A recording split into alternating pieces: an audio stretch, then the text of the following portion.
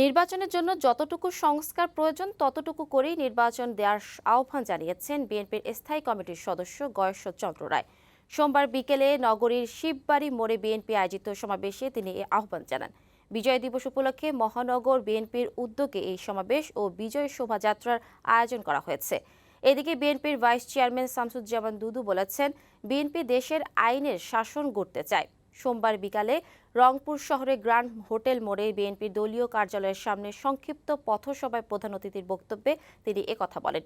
এ সময় তিনি আরও বলেন, শেখ হাসিনা গত ১৬ বছর খুন গুম আয়নাঘরে বন্দী করে মানুষের জীবন শেষ করে দিয়েছে। এমন একটি দেশ বিএনপি গড়তে চায় যেখানে দুর্নীতি থাকবে না, যেখানে অন্যায় থাকবে না, যেখানে আইনের শাসন থাকবে। হাসিনা আবার নাকি ফিরে আসার চিন্তা করছে।